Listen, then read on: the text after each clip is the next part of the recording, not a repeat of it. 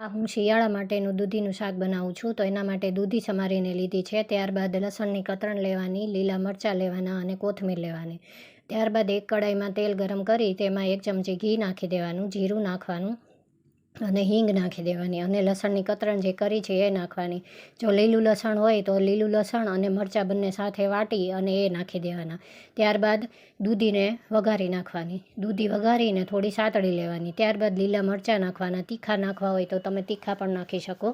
ત્યારબાદ દૂધીના ભાગનું મીઠું નાખી અને એને ઢાંકીને મૂકી દેવાનું. પાણી નથી નાખવાનું કારણ કે દૂધી પાણી છોડે છે એટલે.